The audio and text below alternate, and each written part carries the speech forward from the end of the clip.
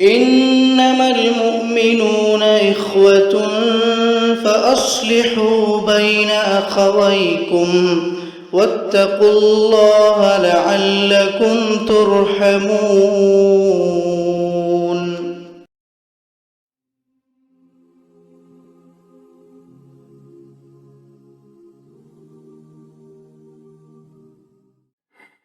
السلام علیکم ورحمۃ اللہ وبرکاتہ۔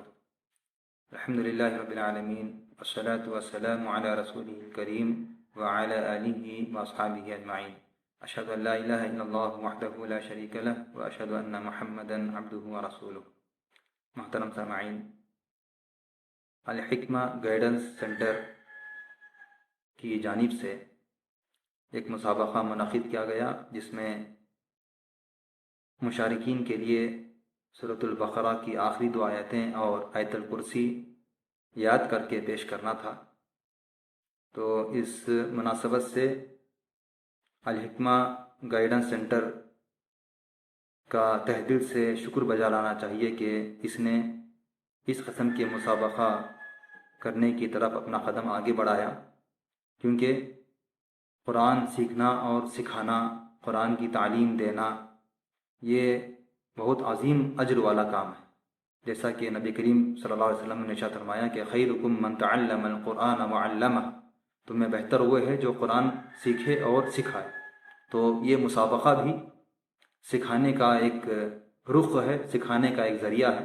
تو اس لیے اس میں جو لوگ بھی اس مسابقے کو منعقد کرنے میں جن لوگوں کا بھی ہاتھ رہا ہے، سارے کے سارے قابل تعریف ہیں۔ اللہ تعالیٰ ان کی محنتوں کو، ان کی کاوشوں کو قبول فرمائے۔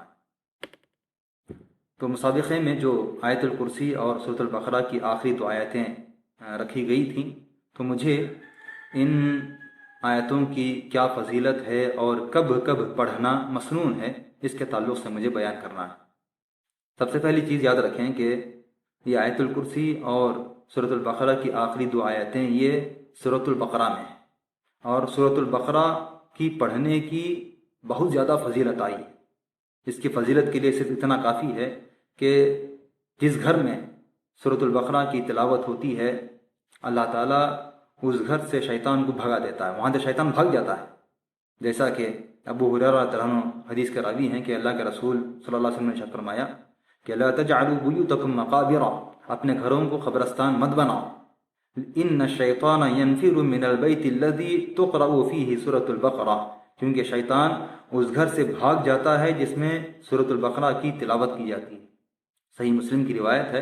تو اس لیے ہمیں چاہیے کہ اس حدیث کو سامنے رکھتے ہوئے ہم اپنے گھروں میں سورۃ البقرہ کی تلاوت کا اہتمام کریں، اور اپنے اہل و عیال کو، اپنے بچوں کو بھی سورۃ البقرہ کی تلاوت پر ہم بار بار حکم دیتے رہیں، تاکہ ہمارا گھرانہ ایمان والا گھرانہ ہو اور شیطان ہمارے گھروں سے بھاگ جائے۔ آئیے، آیت الکرسی یہ بھی سورۃ البقرہ کی ایک آیت ہے، تو اس کی حدیث میں بہت زیادہ فضیلت آئی ہے۔ اس کی فضیلت یہ ہے کہ یہ اللہ تعالیٰ کی کتاب میں جتنی بھی آیتیں ہیں، ان تمام آیتوں میں سب سے عظیم آیت یہی آیت الکرسی ہے۔ جیسا کہ ابی بن کعب حدیث کے راوی ہیں کہ وہ کہتے ہیں کہ ایک مرتبہ نبی کریم صلی اللہ علیہ وسلم نے پوچھا کہ اے ابی، بتاؤ کہ قرآن کی سب سے عظیم آیت کون سی ہے؟ تو ابی نے کہا اللہ ورسولہ اعلم، اللہ اور اس کے رسول ہی بہتر جانتے ہیں۔ دوسری مرتبہ بھی یہی سوال کیا تو آپ نے یہی جواب دیا۔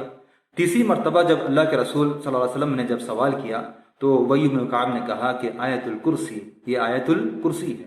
تو نبی کریم صلی اللہ علیہ وسلم نے آپ کا جواب سن کر خوش ہوئے اور آپ کے سینے کو آپ اپنے ہاتھ سے مارا، یعنی تھپکی دی، مبارکبادی دی، اور کہا کہ تم کو جو علم اللہ تعالیٰ کی جانب سے ملا ہے اس پر تمہارے لیے مبارکبادی ہے نا۔ تو اس حدیث سے پتہ چلتا ہے کہ سب سے عظیم آیت یہ آیت الکرسی ہے۔ کیوں عظیم آیت ہے؟ اس لیے کہ اس میں اللہ تعالیٰ اپنی صفتوں کا ذکر کر رہا ہے، اور خصوصاً جو اللہ تعالیٰ کی تمام مخلوقات ہیں، اس مخلوقات میں اللہ تعالیٰ خصوصاً اللہ تعالیٰ کی کرسی کا اس میں ذکر ہوا ہے، اس لیے یہ عظیم آیت کہلائی گئی ہے۔ پھر اسی طرح ایک اور جو فضیلت اس کی یہ ہے کہ جو کوئی بندہ ہر فرض نماز کے بعد آیت الکرسی پڑھتا ہے تو اللہ تعالیٰ اس بندے کو یقیناً جنت میں داخل کرتا ہے۔ دیکھیے، ابو امامہ الباہلی رضی اللہ عنہ حدیث کے راوی ہیں، کہتے ہیں کہ نبی کریم صلی اللہ علیہ وسلم نے ارشاد فرمایا کہ من قرأ آیت الکرسی فی دبر کل صلاۃ مکتوبۃ لم یمنعہ من دخول الجنۃ الا ان یموت، کہ جو کوئی آیت الکرسی کو ہر فرض نماز کے بعد پڑھتا ہے تو جنت میں داخل ہونے کے لیے سوائے موت ہی اس کے لیے رکاوٹ ہے۔ یعنی اگر آدمی مثال کے طور پر فجر کی نماز کے بعد آیت الکرسی پڑھ لیا اور ظہر سے پہلے پہلے اس کی موت ہو گئی، اللہ تعالیٰ ایسے بندے کو جنت میں داخل کرے گا۔ یعنی موت اس کے لیے رکاوٹ ہے جنت میں جانے کے لیے، جیسے ہی آدمی مرے گا اللہ تعالیٰ اس کو جنت میں داخل کر دے گا۔ کتنی بڑی فضیلت ہے! تو اسی لیے ہمیں چاہیے کہ ہم یہ فضیلت صرف مردوں کے لیے نہیں بلکہ مرد اور عورت سب کے لیے ہے، ہر ایک کے لیے ہے۔ تو اسی لیے کہ مردوں کے لیے بھی اور عورتوں کے لیے بھی چاہیے کہ ہر فرض نماز کے بعد آیت الکرسی کا اہتمام کریں، تاکہ اللہ تعالیٰ اس کے بدولت، اس کے سبب اللہ تعالیٰ ہمیں جنت میں داخل کرے۔ پھر اسی طرح ایک اور اس کی فضیلت یہ ہے کہ جو کوئی بندہ رات میں سونے سے پہلے آیت الکرسی پڑھ کر سوتا ہے تو اللہ تعالیٰ ایسے بندے کے لیے ایک محافظ مقرر کر دیتا ہے، جو جب وہ آدمی سویا رہتا ہے تو ایک فرشتہ اس آدمی کی حفاظت کرتا ہے، اس بندے کی حفاظت کرتا ہے۔ اور پھر اسی طرح شیطان صبح تک اس کے قریب نہیں آئے گا، ہے نا؟ جیسے کہ لمبا واقعہ ہے ابو ہریرہ رضی اللہ عنہ کا، کہ ابو ہریرہ رضی اللہ عنہ کو نبی کریم صلی اللہ علیہ وسلم نے بیت المال کی حفاظت کے لیے آپ کو مقرر کیا تھا۔ رات میں آپ نگرانی کر رہے تھے، ایک چور آیا چوری کرنے کے لیے، پکڑ لیا، کہا کہ اب میں اللہ کے رسول کے پاس لے کر جاؤں گا۔ اس نے منت و سماجت کی، گڑ گڑایا، بہت رویا، تو رحم آ گیا ابو ہریرہ رضی اللہ عنہ پر، آپ نے چھوڑ دیا۔ دوسرے دن آپ حفاظت کر رہے تھے، پھر وہی چور آیا چوری کرنے کے لیے، پھر پکڑ لیا کہ اب تجھے نہیں چھوڑوں گا، اب تو اللہ کے رسول کے پاس میں تجھے لے کر ہی جاؤں گا، ہے نا؟ لیکن دوسرے دن بھی خوب رویا تو رحم کرتے ہوئے چھوڑ دیا۔ تیسرے دن جب وہی چور آیا تو آپ نے پکڑ لیا کہ اب تجھے نہیں چھوڑوں گا۔ تو اس نے کہا کہ اگر آپ شیطان سے حفاظت چاہتے ہیں تو آپ سونے سے پہلے آیت الکرسی پڑھ لیجیے۔ تو اس نے کہا، خود جو چور آیا تھا اس نے کہا کہ اذا اویت الی فراشک فاقرأ آیت الکرسی، ہے نا، فإنك لن يزال عليك من الله حافظ ولا يقربك شیطان حتى تصبح۔ کہا کہ جب تو تیرے بستر پر آئے تو آیت الکرسی پڑھ لے۔ کیوں؟ اس لیے کہ اگر تو آیت الکرسی پڑھ کے سوتا ہے تو اللہ تعالیٰ کی جانب سے ایک حفاظت کرنے والا برابر تیرے پاس لگا رہتا ہے، وہ ہٹتا نہیں تیرے سے، تیرے پاس رہتا ہے۔ اور دوسری فضیلت کیا ہے کہ شیطان تیرے قریب نہیں آئے گا صبح تک شیطان تیرے قریب نہیں آئے گا، ہے نہیں؟ تو ابو ہریرہ نے اس کو چھوڑ دیا۔ تیسرے دن جب نبی کریم صلی اللہ علیہ وسلم کے پاس ابو ہریرہ رضی اللہ عنہ آئے تو ابو ہریرہ رضی اللہ عنہ نے اپنا سارا واقعہ بیان کیا، تو نبی کریم صلی اللہ علیہ وسلم نے کہا کہ قد صدقک الکذوب، ہاں یہ جھوٹا بھی کبھی کبھی سچ بولتا ہے۔ ابو ہریرہ جانتے وہ کون تھا، وہ چور کون تھا؟ تو ابو ہریرہ کہا کہ نہیں جانتا۔ تو نبی کریم صلی اللہ علیہ وسلم نے کہا کہ وہ چور شیطان تھا جو تمہیں آیت الکرسی سکھانے کے لیے آیا تھا، ہے نا؟ تو پتہ چلتا ہے، اس حدیث سے پتہ چلا کہ رات میں سونے سے پہلے بھی آیت الکرسی پڑھ کر سونا چاہیے، تاکہ اللہ تعالیٰ کی جانب سے ہمارے لیے ایک محافظ مقرر ہو جائے اور صبح تک ہم شیطان کے شر سے محفوظ رہیں۔ پھر اسی طرح آخری سورۃ البقرہ کی آخری 2 آیتیں جو ہیں آمن الرسول سے لے کر آخر تک، اس کی بھی حدیث میں بہت زیادہ فضیلتیں آئی ہیں، جیسا کہ ابو مسعود رضی اللہ عنہ کہتے ہیں کہ نبی کریم صلی اللہ علیہ وسلم نے ارشاد فرمایا کہ من قرأ بالآیتین من آخر سورۃ البقرہ فی لیلۃ کفتاہ، کہ جو کوئی بندہ سورۃ البقرہ کی آخری 2 آیتیں پڑھتا ہے کسی بھی رات میں، کفتاہ، تو یہ 2 آیتیں اس کے لیے کافی ہو جاتی ہیں۔ علماء نے اس کے کئی مطلب بیان کیے ہیں۔ ایک مطلب یہ بیان کیا ہے کہ اس کی 2 آیتیں کافی ہو جاتی ہیں، یعنی یہ 2 آیتیں پڑھنے کی وجہ سے اللہ تعالیٰ اس کی حفاظت کرتا، اللہ تعالیٰ اس کے لیے کافی ہو جاتا ہے۔ جب اللہ تعالیٰ کافی ہو جاتا ہے تو پھر کوئی چیز اس کو نقصان نہیں پہنچاتی۔ ایک معنی یہ بھی بیان کیا ہے۔ ایک معنی کفتاؤ کا یہ علماء نے بیان کیا ہے کہ اگر آدمی تہجد نہیں بھی پڑھتا، رات میں اٹھ کر قیام نہیں بھی کرتا، تو یہ 2 آیتیں ثواب حاصل کرنے کے لیے کافی ہیں۔ تو اس طرح علماء نے اس کے کئی مطالب بیان کیے ہیں، تو 2 آیتیں اس کے لیے کافی ہو جاتی ہیں، یعنی 2 آیتیں اس کے ثواب کے لیے کافی ہیں، اس کے اجر کے لیے کافی ہیں، اگر کوئی دوسری عبادت نہیں بھی کرتا ہے نا؟ تو اس کے کئی مطالب علماء نے بیان کیے ہیں۔ پھر اسی طرح ابن عباس رضی اللہ عنہ کے حدیث کے راوی ہیں کہ نبی کریم صلی اللہ علیہ وسلم کے معراج کا واقعہ بیان کرتے ہوئے کہتے ہیں کہ لما اسری برسول اللہ صلی اللہ علیہ وسلم، جب نبی کریم صلی اللہ علیہ وسلم کو اسراء و معراج ہوئی تو فأعطی رسول اللہ صلی اللہ علیہ وسلم ثلاثا، تو نبی کریم صلی اللہ علیہ وسلم کو اللہ تعالیٰ کی جانب سے 3 چیزیں عطا کی گئیں، 3 مخصوص چیزیں، 3 خصوصی چیزیں عطا کی گئیں۔ نمبر 1 وأعطی الصلوات الخمس، 5 نمازیں کب فرض ہوئیں؟ معراج کے موقع پہ فرض ہوئیں۔ اور دوسری چیز وأعطی خواتیم سورۃ البقرہ، یہ سورۃ البقرہ کی آخری آیتیں عطا کی گئیں۔ یہ کب عطا کی گئیں؟ یہ معراج کے موقع پہ نبی کریم صلی اللہ علیہ وسلم کو عطا کی گئیں، ہے نا۔ اور پھر اسی طرح تیسری چیز وغفر لمن لم یشرک باللہ من امتی شیئا، جو کوئی بندہ اللہ تعالیٰ کے ساتھ شرک نہیں کرتا ہے اس کے لیے اللہ تعالیٰ کی جانب سے معافی ہے۔ یہ 3 چیزیں نبی کریم صلی اللہ علیہ وسلم کو معراج میں عطا کی گئیں۔ پھر اسی طرح یہ سورۃ البقرہ کی آخری 2 آیتیں کی جو فضیلت یہ ہے کہ ابشر بنورین اوتیتہما، کہ ایک فرشتہ آسمان سے اترتا ہے اور اترنے کے بعد نبی کریم صلی اللہ علیہ وسلم کو خوشخبری دیتے ہوئے کہتا ہے کہ خوشخبری ہو آپ کے لیے 2 نور کی جو آپ سے پہلے کسی بھی نبی کو یہ عطا نہیں کیا گیا۔ کیا چیزیں ہیں؟ نمبر 1 اس میں سے فاتحۃ الکتاب سورۃ الفاتحہ، اور وخواتیم سورۃ البقرہ، سورۃ البقرہ کی آخری 2 آیتیں، ہے نا۔ تو اس طرح اس کو نور کہا گیا۔ تو اس طرح مختلف احادیث میں مختلف قسم کی فضیلتیں بیان کی گئی ہیں۔ وقت ناکافی ہے، اس لیے میں اسی پر اپنی بات کو ختم کرتا ہوں، اور پھر دوبارہ میں الحکمہ گائیڈنس سینٹر کا میں تہ دل سے شکر بجا لاتا ہوں کہ انہوں نے مجھے موقع دیا کہ میں اس کی فضیلت کے تعلق سے کچھ باتیں آپ کے سامنے بیان کروں۔ اللہ تعالیٰ سے دعا ہے کہ اللہ تعالیٰ اس سینٹر کو ہمیشہ قائم رکھے، دائم رکھے۔ اللہ تعالیٰ اس سے دین کا مزید کام بار بار لیتا رہے۔ اللہ تعالیٰ حاسدین کی حسد سے محفوظ رکھے۔ اللہ تعالیٰ ہم کو جب تک زندہ رکھے اسلام پر زندہ رکھے، خاتمہ عطا فرمائے تو ایمان پر ہمارا خاتمہ عطا فرمائے، آمین۔ ربنا تقبل منا انک انت السمیع العلیم وتب علینا انک انت التواب الرحیم۔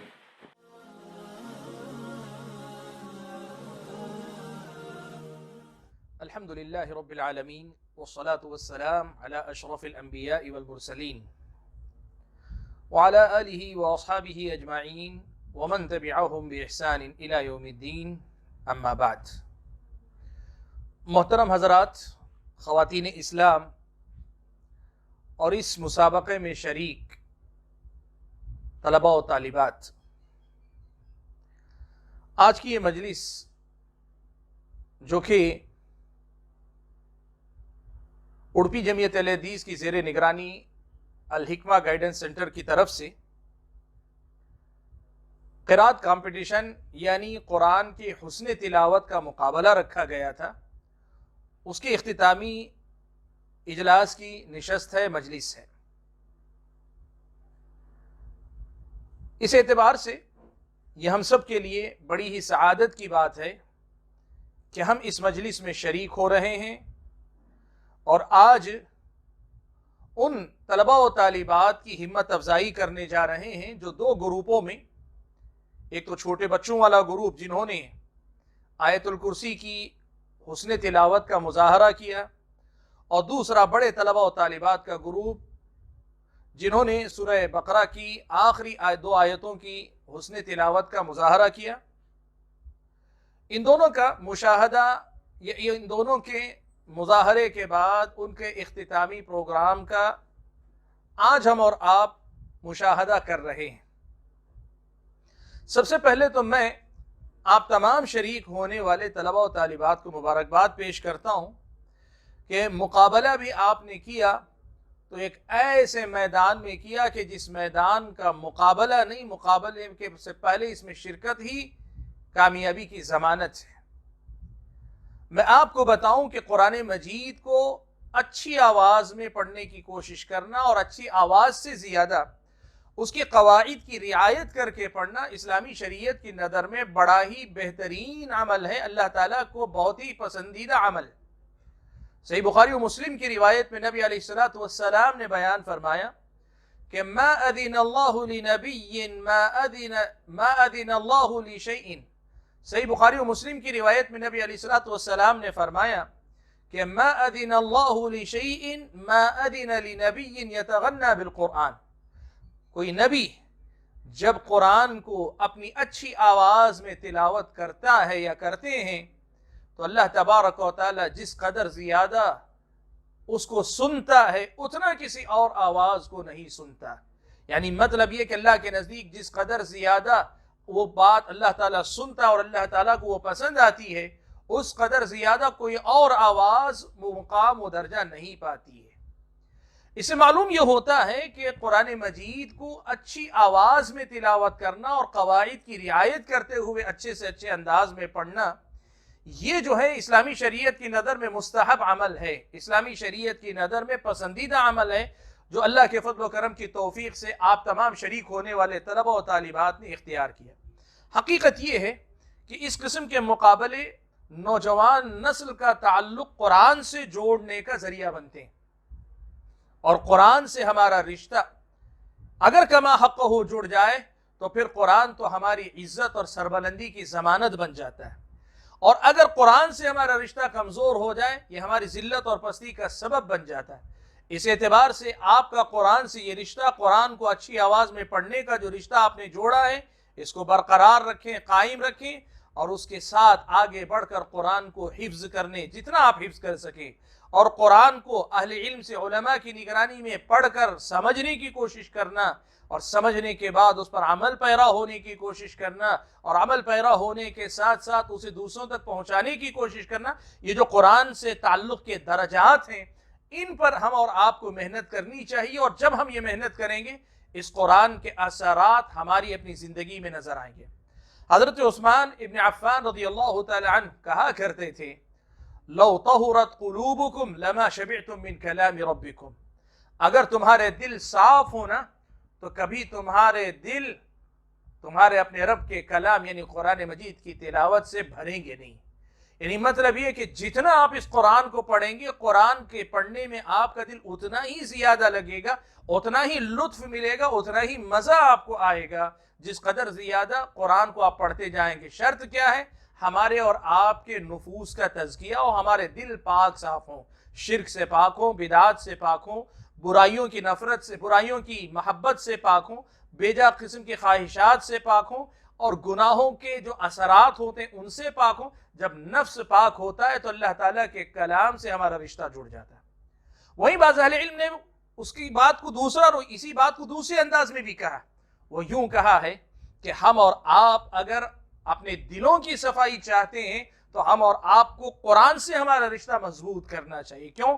الا بذکر اللہ تطمئن القلوب، اس لیے کہ اللہ تعالیٰ کے ذکر ہی سے لوگوں کے دلوں کو اطمینان نصیب ہوتا ہے، وہ اطمینان حاصل کرتے ہیں. اس لیے میں آپ تمام شرکاء کو اور آج اس اجلاس میں شریک جو ہمارے اپنے مرد و خواتین ہیں سرپرست حضرات کی حیثیت سے ان کو، اور جو بھی یہ بات سنیں گے، گفتگو سنیں گے، ان تمام کو اس بات کی طرف توجہ دلاؤں گا کہ ہم قرآن سے ہمارے تعلق کا درجہ کیا ہے، تعلق کی نوعیت کیا ہے، کتنا ہمارا تعلق ہے، اس کا جائزہ لے کر خود کو اور ان کو سدھارنے کی کوشش کریں. میں اللہ تبارک و تعالیٰ سے دعا کرتا ہوں کہ اللہ تعالیٰ مجھے اور آپ سبھی حضرات کو، تمام سامعین کو، تمام سامعات کو، تمام شریک طلبہ و طالبات کو قرآن سے محبت کرنے والا، قرآن سے تعلق جوڑنے والا اور قرآن کے اس تعلق سے خود کی دنیا اور آخرت سنوارنے والا بنائے. میں ایک مرتبہ پھر جمعیت اہل حدیث اڑپی کے ذمہ داران اور خصوصاً الحکمہ گائیڈنس سینٹر کے جو احباب ہیں، نوجوان ساتھی ہیں جو اس کار خیر کو آگے بڑھا رہے ہیں، یکے بعد دیگر مسابقے کروا رہے ہیں، جس سے نوجوان نسل کا تعلق دین سے، دینی مسائل سے اور دینی مصروفیات سے جڑا رہے، قابل مبارکباد ہیں آپ. ہماری دعائیں آپ کے ساتھ ہیں کہ اللہ تبارک و تعالی آپ سب لوگوں کو اس کا جزائے خیر عطا فرمائے. آمین. وآخر دعوانا الحمد للہ رب العالمین. سبيل الدموع سبيل مريح تنهد يا صاحي كي تستريح وبث الدعاء الخفي الصريح يسعك الفضاء الرحيم الفسيح.